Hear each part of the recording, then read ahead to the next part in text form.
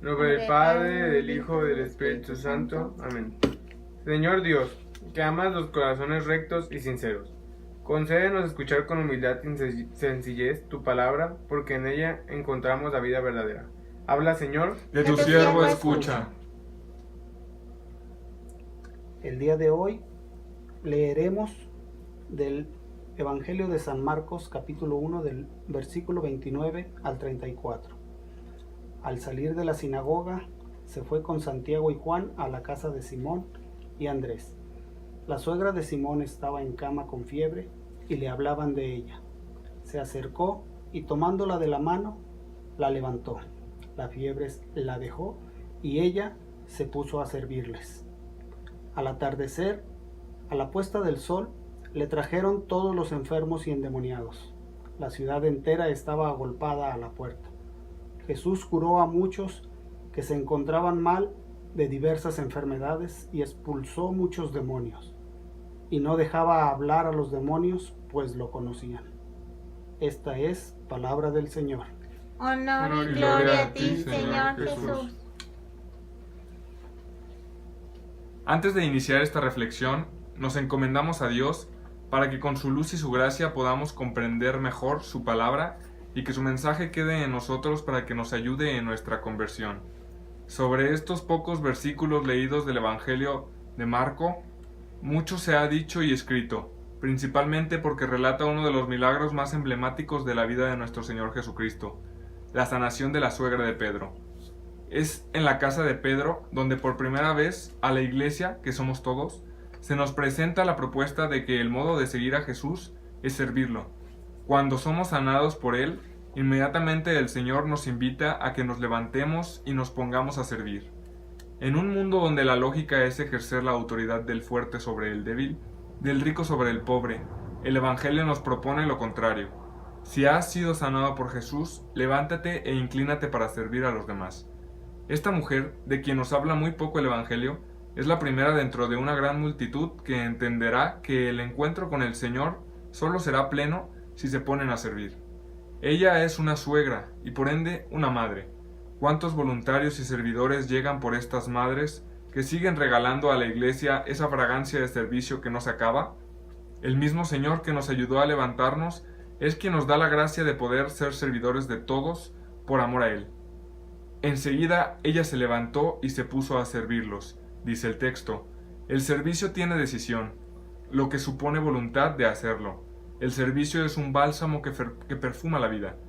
Jesús se manifiesta en Cafarnaúm a través de su predicación, pero también a través de los milagros y las curaciones. Su intención no es hacerse publicidad, pero los milagros que realiza le convierten en un personaje popular y de esta manera a él se acerca una gran multitud pidiéndole la gracia de ser sanados.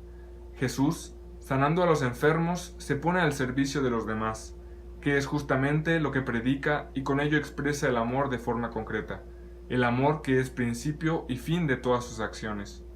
El relato evangélico nos dice que, al atardecer, después de ponerse el sol, le llevaron a todos los enfermos y endemoniados. En primer lugar, diremos que se los llevaron al atardecer, porque ese día debía ser sábado y la ley prohibía a los judíos hacer muchas cosas durante el sabbat, que iniciaba al atardecer del viernes y justamente terminaba al atardecer del sábado. Recuérdese la urgencia de crucificar a Jesús antes de que cayera la tarde de aquel doloroso viernes.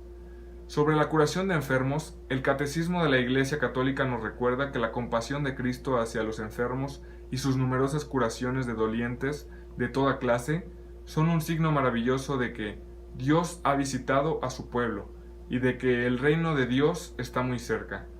Jesús no tiene solamente poder para curar, sino también de perdonar los pecados. Vino a curar al hombre de forma integral, es decir, no solo curarlo en el cuerpo, sino también sanar su alma. Por eso Jesús es el médico de médicos. Además, la compasión de Jesús hacia todos los que sufren llega hasta identificarse con ellos cuando nos dice: estuve enfermo y me visitasteis. A lo largo de los siglos, su amor de predilección para con los enfermos no ha cesado, pues sigue inspirando a los cristianos a atender a todos los que sufren en su cuerpo y en su alma. Atención que ha propiciado los infatigables esfuerzos de muchos católicos por aliviar a los que sufren. ¿Qué sería del mundo sin las obras de caridad que cientos de miles de sacerdotes, religiosas y laicos comprometidos han realizado a través de la historia y realizan actualmente para aliviar el dolor humano? Ahora, sobre el último versículo leído en esta ocasión que dice: y expulsó a muchos demonios, pero a estos no los dejaba hablar, porque sabían quién era él, podríamos preguntarnos por qué no dejaba que hablaran y los silenciaba si ellos sabían quién era realmente Jesús. Al respecto diremos en esta ocasión que según estudiosos de la palabra existen 3 razones de por qué Cristo mandaba a callar a los demonios. Primero, los demonios conocían la identidad de Jesús, sí, pero no buscaban someterse a él. Debemos entender que por ser seres espirituales reconocían al Hijo de Dios, pero recordemos que ellos se habían rebelado contra Dios. Segundo, estos seres inmundos que estaban anunciando a Jesús no eran amigos del cielo, ni querían el avance del reino de Dios. Por el contrario, ellos han pugnado siempre por instaurar el reino de Satanás en este mundo.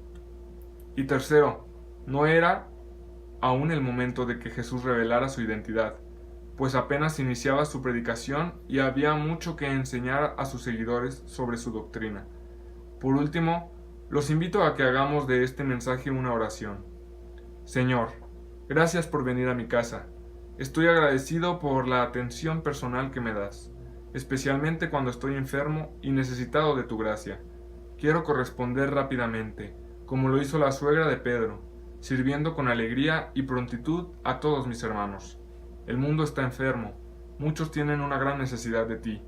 Dame la gracia del servicio y la generosidad para compartir la fuerza de tu presencia en mi vida.